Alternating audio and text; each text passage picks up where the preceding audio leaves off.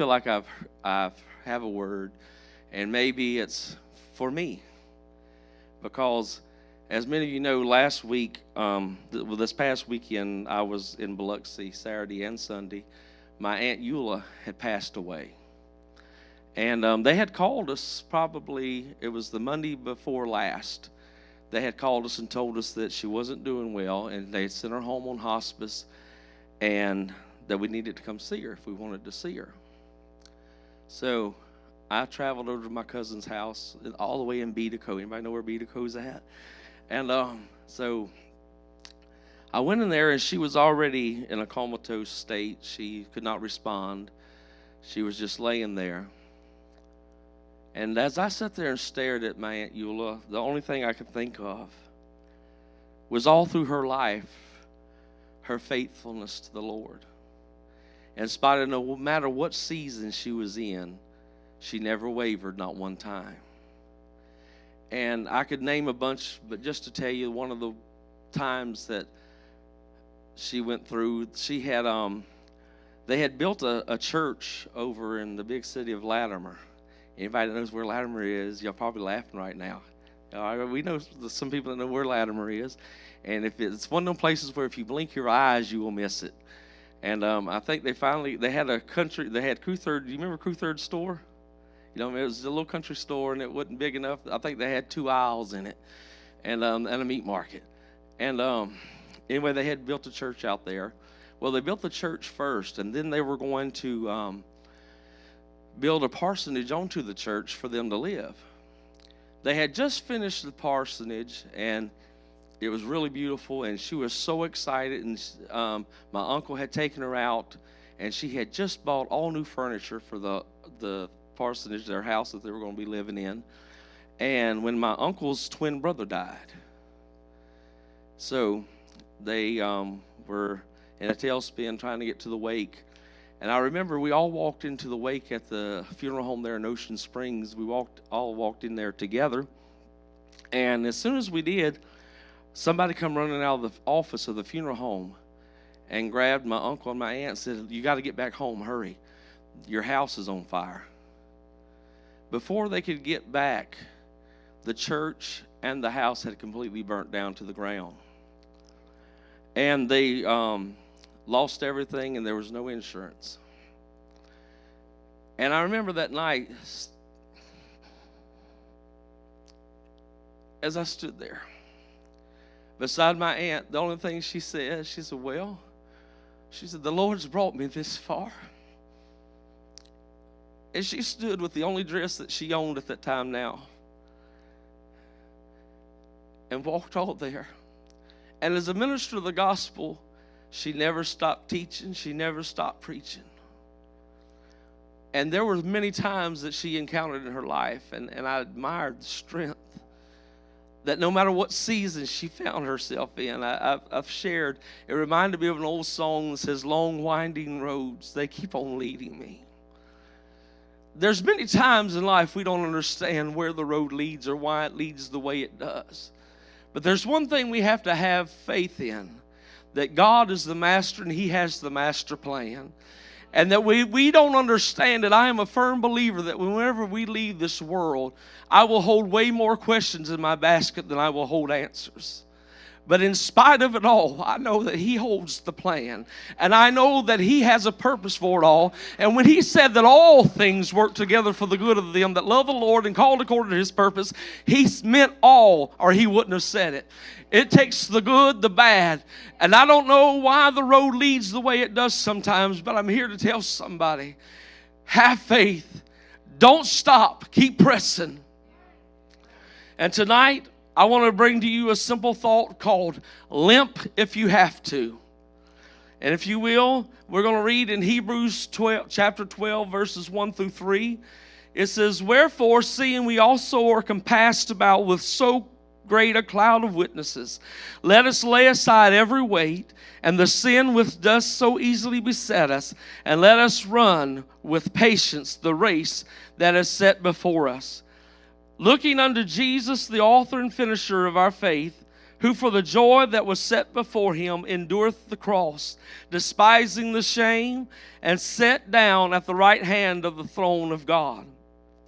For consider him that endureth such contradictions of sinners against himself, lest ye be wearied and faint in your minds. 2 Timothy 4:7-8 says, I have fought a good fight, I have finished my course, I have kept the faith. Henceforth there is laid up for me a crown of righteousness, which the Lord, the righteous judge, shall give me at the day, and not to me only, but unto all them also that love his appearing. And in the midst of all my reminiscing about my aunt's faith and her endurance to press on, it was ironic that I love to just read short stories. I can't, my wife can take a book this thick and she can read it in about 2 days. It has to be awesomely good for me to read a book that thick. Mine is more like the Reader's Digest version, and I know I've told you that before, but that's my reading level. And my attention span level, should I say. But I stumbled across a story that I had never heard before, and probably because it happened a year before I was born. But the year was 1968. There was a man named John Aquari, and I actually said it right. Somebody give me a hand. That was a tongue twister. I had to work on that one. Anyway, it was 1968, and it was the Olympics, and they were taking place in Mexico City. But 1968, the Olympics and the 42-kilometer race would be different than it ever was before or since, because something totally amazing would happen. It was a man by the name of Mamo that was actually from Ethiopia that would win the race. But unlike other times before, the guy who won the race and won the medal would not be the one the reporters were seeking. Instead, believe it or not, in spite of Mamo being crowned with his gold medal, many reporters chose to stay behind, and many of the people that were gathered to watch the race stayed behind to watch the man that came in last. Whenever John Aquari had signed up for this race, he wasn't a likely candidate to begin with. And nobody was placing bets if they were betting people that he was going to be the winner to start with. But he gave it his best shot. He would start with 75 people. There were 75 runners that day. And out of the 75, eventually 18 would drop out. But John gets halfway through the race, and already he was not used to the altitude. So his body and his legs, they begin to cramp. And it slowed him down tremendously. They said he was already pretty close to last place to start with. But about halfway through the race, they said that John came upon a couple of the other runners that were fighting. And somehow he got mixed up in the fight, and one of them pushed John and pushed him down. And it's led to believe that they never did say how far he fell, but it was led to believe it wasn't just he fell to the floor. He had a pretty good fall. They said when they finally got him up, that John had dislocated his knee. And not only that, but he had gashed his leg. And his legs, they said, was bleeding pretty bad. But he had also fell and hit his shoulder. And part of his shoulder was crushed. So the medical team began to get John and begin to work with him. And they begin to bandage him up. And they're getting him ready to go into the ambulance. And John says, no, I'm not going. And they said, the medical team told him, what are you talking about? He said, I'm not going. He said, I'm going to finish the race. And they said, there's no way possible. Since part of your shoulder's crushed, your knee is dislocated, and you're still bleeding on your leg. And they said that he took off at what we would look like a walk/limp to finish, and he was only halfway through. And I think 42 kilometers, if I remember correctly, I looked it up, I think it was 26 miles.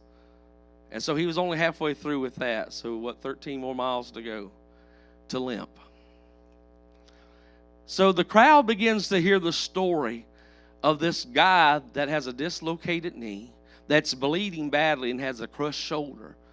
And they begin to cheer and call John's name. While Mamo is taking the lead, his name isn't mentioned.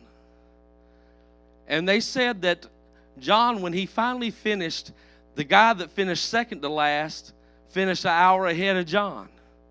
But he came limping in on the finish line an hour later. And all the other runners had gone to the gold ceremony to receive the gold medal for Mamo. But the crowd stayed there and cheered and roared as John finished the finish line. TV reporters began to flash it all over. The next day, it wasn't Mamo's name that was all over the headlines, but it was John. And one reporter asked John, said, I don't understand it. They said, you had to be in excruciating pain. Why in the world would you keep running with a crushed shoulder, with a dislocated knee, and still bleeding? Why didn't you go just drop the race? You knew you weren't going to win. He said, my country did not send me 10,000 miles to start a race. My country sent me 10,000 miles to finish a race. And it didn't matter what place I came in, but I came to finish a race. And I wish some of us today could get a hold of that concept. It doesn't matter what place I come in, but I started a race a long time ago. I started out with the Lord a long time ago, and I've seen a lot of seasons and all that life has to offer. I've seen smiles and I've seen tears, but through it all, I know one thing. There's a place called eternity. There's a place where my soul, a never-dying soul, is going to live forever somewhere. And though I may not understand the race, I may not understand the course, but I have one thing in mind, that I'm promised a finish line where I'm going to walk on streets of gold. I've been promised there's a place where there's no sorrow and no more tears. And the Bible says that if I'm faithful till the end, I can make it and I can do this. His word declares it doesn't matter how I finish, as long as I finish, I will win the crown. John's words just rang so heavy when I heard it. My country didn't send me 10,000 miles to start a race. They sent me 10,000 miles to finish a race. Somebody say that. They sent me 10,000 miles to finish a race. And today we are in the race of our life. We started a journey a long, long time ago, Sister Barbara. And I've come too far to ever turn back now. Because I've realized one thing. Should I turn around? If John had thrown the towel in and he would have went for the medical attention, we would have never heard his name again. Because there's no place listed in the history records of last place people or people that fell out. Because my wife often tells a joke. She said, do you remember the girl that quit the race? And I'm like, what race? She said, I said, what girl? She said, exactly, nobody remembers a quitter. And it's very important tonight that we realize God did not invest in us with the intentions of us just starting. He invested in us with the intentions that we could make it. And it's up to us. There's a few things, though, that I begin to think about, that as a runner, we need to be careful and watch if we're ever going to finish the race. Number one would be never lose sight of the finish line. You see, the most fatal thing that a runner can ever do is lose the vision of the finish line. To throw in the towel now would make everything behind us pointless and in vain. For it is written in Philippians 3:13 and 14, it says, Brethren, I count not myself to have apprehended, but this one thing I do, forgetting those things which are behind and reaching forth for those things which are before, I press toward the mark for the prize of the high calling of God in Christ Jesus. You see, during the 1968 race, there were 18 runners that had far less problems than John Aquari had. They were having cramps and they quit. This man had a dislocated knee, a crushed shoulder, but he had one thing that they lacked. He had a vision of the finish line. And I'm here to tell you, be careful, because there are many things that will cause you. There are trials, there are situations, there are hurtful events that will try to blind you and cause you to forget the finish line. There are some things that will come into your life and tell you that all is lost and it's no need in going on. But if you could ever get a hold of John's concept, there's a finish line, and I'm closer today than I've ever been. And so therefore, I don't know how much further up ahead I've got to go, but I know one thing. I know the finish line is somewhere up there, and I know I can make it, and I know it's for me. It's my destiny. There were 18 runners, though, who lost out and dropped out of because they lost the vision of the finish line.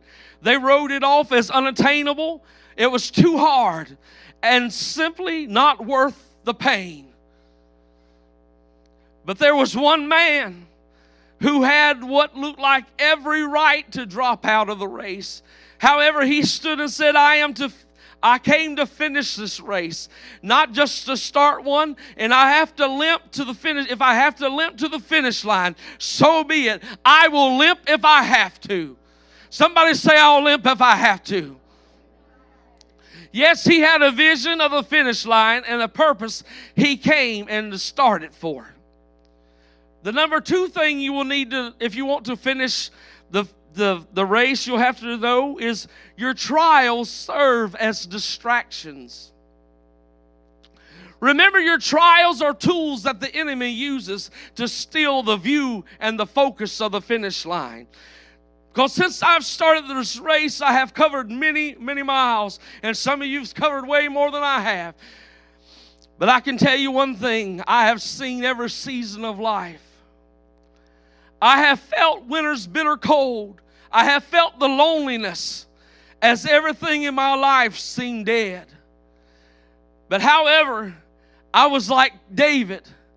I encouraged myself, telling me that one day spring will come through, and everything that looks dead today will come forth to life again. Roses will bloom again. If I can just be faithful, if I can just hold on, though it may look dim today and the cold winter winds blow and whisper in your ear and tell you there's no use in going on. There's no use. You've lost the race already. But can I tell you, just hold on. Run with everything you've got. Run if you can. Walk if you have to. But limp if you have to. Just whatever you do, don't give up. Just keep on. Keep on. Somehow I would catch a glimpse of God and the goal that I started out for. And I remind myself, as John did, that in Philippians 1:6, being confident of this very thing, that he that which has started a good work in me will perform it until the day of Jesus Christ. It is in that moment that John's words ring loud in my soul. God did not intend me just to start a race, but he intended on me finishing a race. And his word promises that he would help me. I was amazed by the story of Ben-Hur, whenever they made the movie Ben-Hur. The guy, I forgot his name, it slips me now, that played the part. They sent him, they actually wanted him to ride the chariot, and he had never rode a chariot before in his life, so they sent him to lessons. And he finally felt like he was pretty confident to ride the chariot, and he told the producer, he said, you know what? He said, I can ride the chariot. I can do this. He said, but I only have one problem. He said, I'm not good enough to win the race. And the producer told him, laughed, and he said, don't worry about it. He said, you just ride the chariot. He said, we can fix the race. And I'm here to tell you today, I don't care if it looks like you're losing the battle. God has promised that what he has started, he that has started a good work in you is able to keep it and finish it. And he did not start something in you that he did not finishing. And he's not let you start a race that he's going to let you fail at unless you choose to. And just as the winds of winter speak and tell us that there's no use, that all is dead, there's a still small voice that says there's still a finish line, and you can make it if you'll just try. And just as the winds of winter spoke through Job's wife, she said, why not just curse God and die? You see, to her, the race had already looked lost. She had lost the view of the finish line. She had lost what she had really, the vision that she used to have for the Lord. And it looked like God had just turned on them, and God was nowhere to be found. But Job, on the other hand, he held on to a promise that though God slay me, yet I will trust him. I don't understand. Job was saying, I don't understand why the race has turned like it has. I don't know why I'm losing everything. I've lost my children. I've lost all that I've had. I don't understand it. And I'm wounded and I'm hurt from it.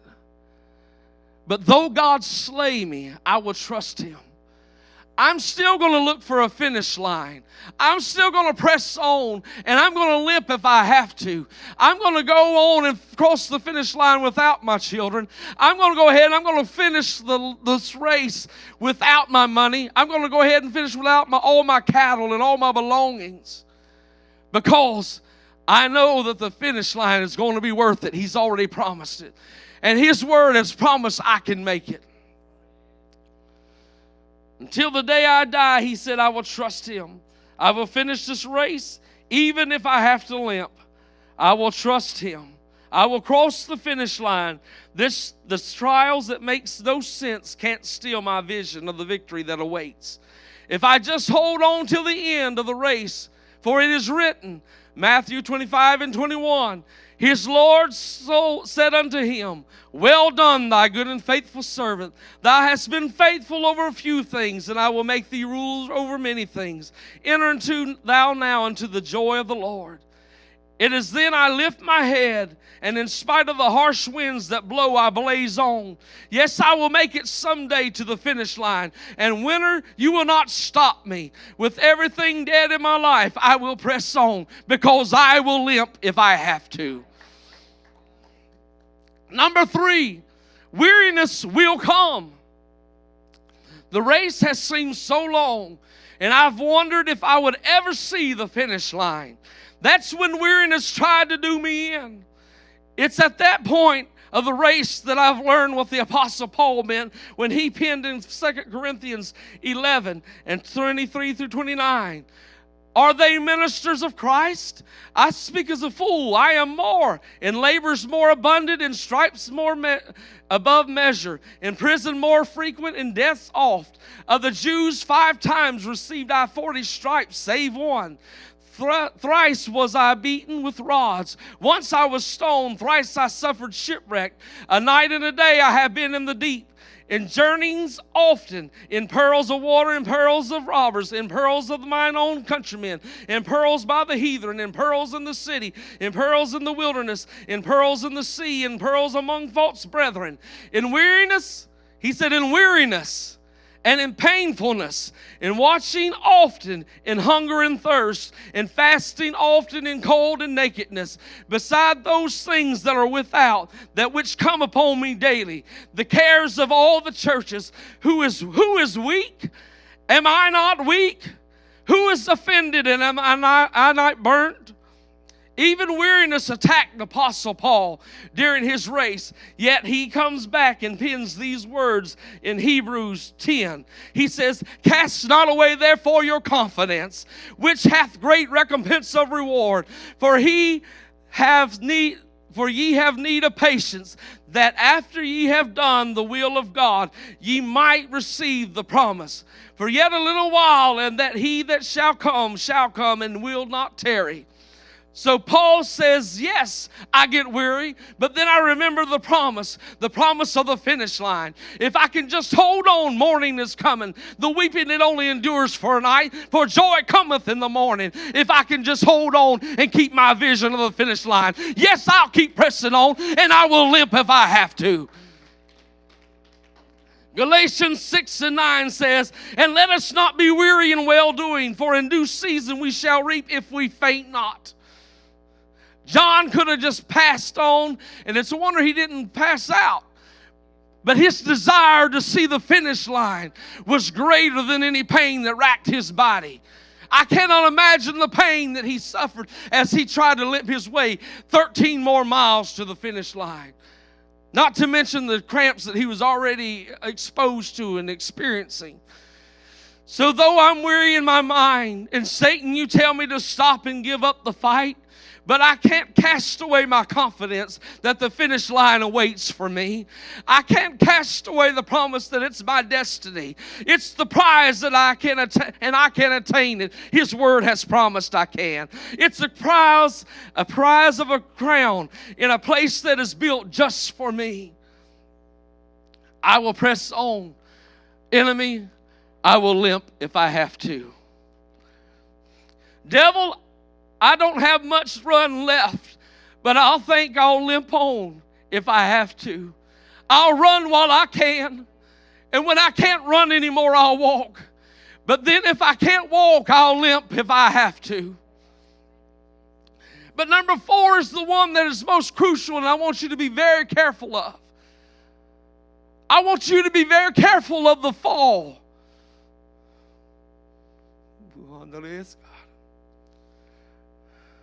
The fall is the number one thing the enemy kills off the competitors with. It was John. He had a great fall. It caused him some minor damages. Not minor, some serious damages. I take that back. Some serious damages. Forever, he would have complications due to his knee. Forever, he would have complications due to his crushed shoulder. It was things that were left permanent marks on his body. But through it all, he said, they sent me 10,000 miles to finish a race, not just to start it. I'll run on. Yes, I fell. Yes, I got hurt. And yes, it's hard to go on after a fall, but I'll do it. I will do it because there's a finish line, and God Almighty has promised that I can make it if I'll just get up. Because you see, He promised in His Word that the race is not given to the swift. He doesn't care what place I come in as long as I finish. I don't have to be number 1. I don't have to be forefront in the gold winner. I just have to finish. And that's all I'm determined to do, is just finish the race. Because I'll run while I can, and I will walk if I have to, but I will also limp if it takes it, but I will finish. See, with the fall, the enemy makes it seem so easy to end it, to end the race. He wants us to throw our hands up and say, well, I tried and I failed. No need to get up. The race is lost. John Aquari lay there and he had suffered the fall. He had a great fall. And the medical team told him, said, you're crazy. Get out of the race. You need help. You need attention. Forget the race. And the enemy will do the same thing to you. We don't have a license to sin, but let me tell you something. If for some reason you get caught up in something, if for some reason you fall, can I tell you, you must get up again. Your failure is not fatal. John Aquari, your failure wasn't fatal. You've got to get up again. Because you can finish, even though you're damaged, even though you hurt, even though it's painful, you can finish this race. And I'm here to tell somebody, no matter where your situation is in life, no matter if trials have got you weary, no matter if you have fallen, no matter if you have almost just given up, let me tell you, there's still a finish line for you, and you can make it. And you just get up and you limp if you have to. Hallelujah. Somebody say, I'm going to limp if I have to. I'm going to run while I can.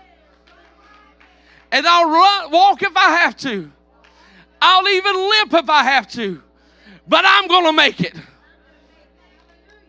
And God wants to tell somebody tonight, you can make it.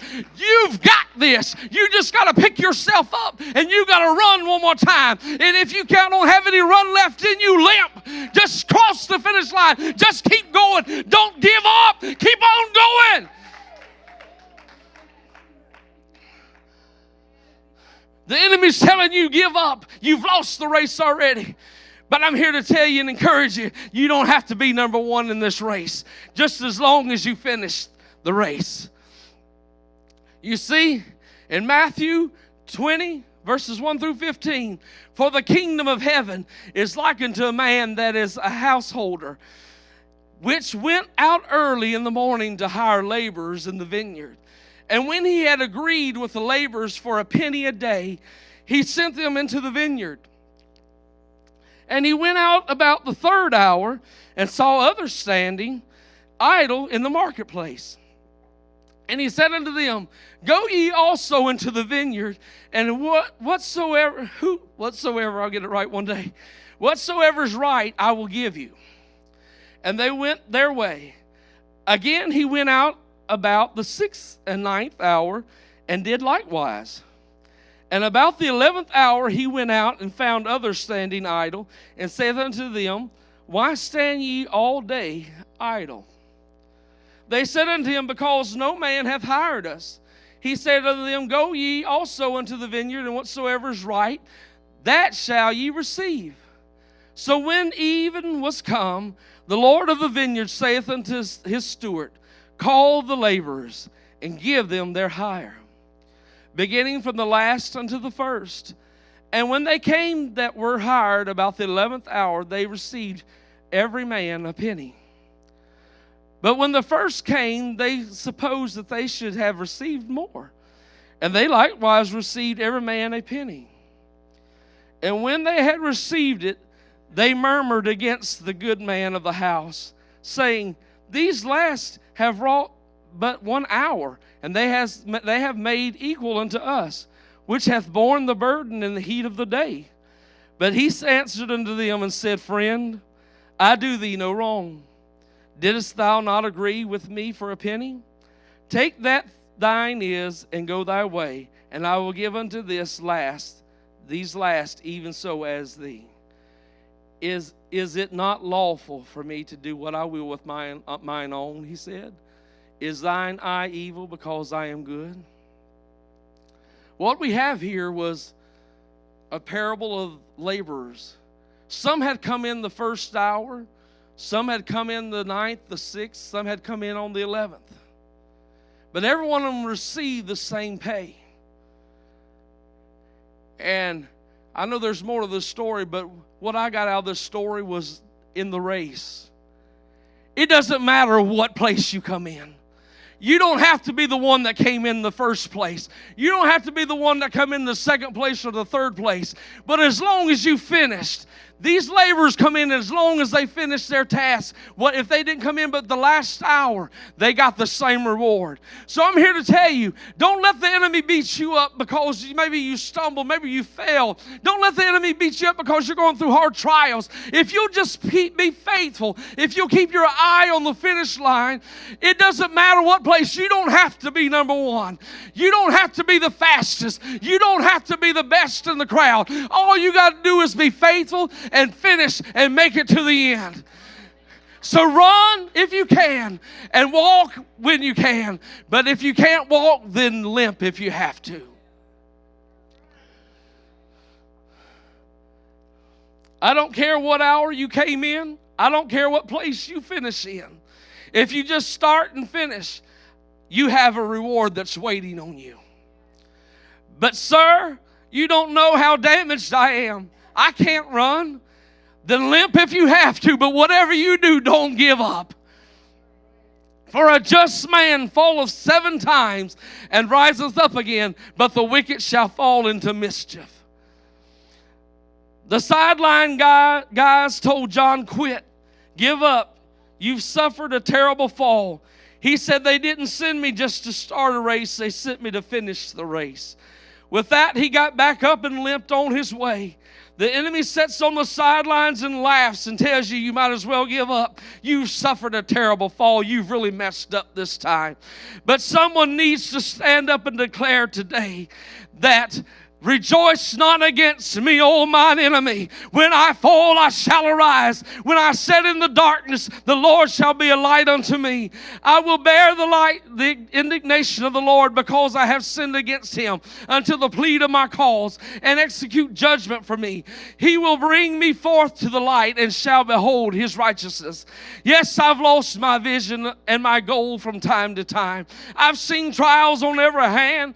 I've grown weary at times along the way, and yes, I may have even fallen along this race, but it's a promise that the race isn't for the swift, but it's to them that endure to the end. The reward is not for anyone that gets up and presses. It's for anyone that will press on and toward and make it all the way to the finish line, for it's all who are willing to endure to the end. So no matter your condition, run as long as you can and walk when you can't run, but if all else fails, limp if you have to until you reach the end. If you've fallen like John, can I tell you your failure isn't fatal? If your storms is raging, can I tell you there's still a finish line?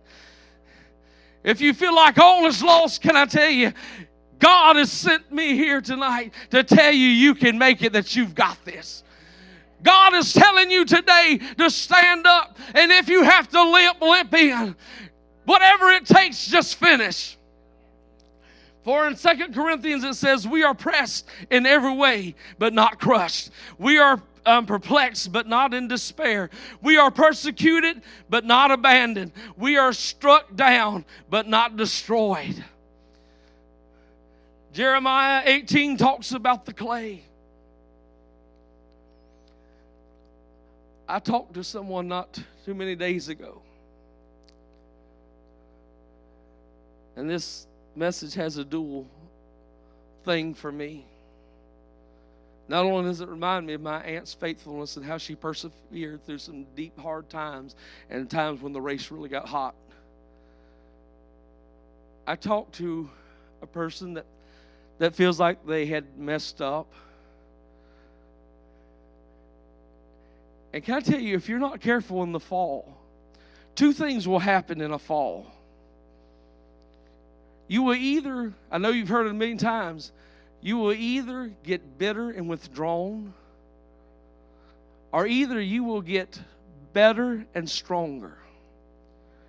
When you're involved in a fall in the race, you're at a fork. And you have to be very careful. And yes, it hurts to get back after you've fallen and you've made a mistake. But I cannot tell you, you don't have a choice. You've got to get up. You've got to win.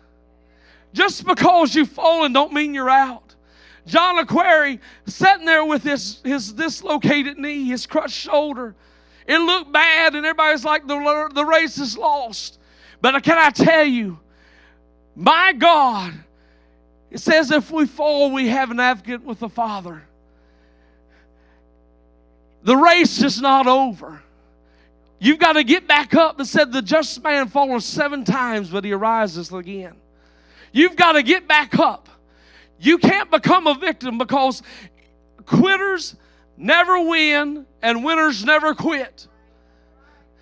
John, had he never got up, he would have never been in the history. His name was used more.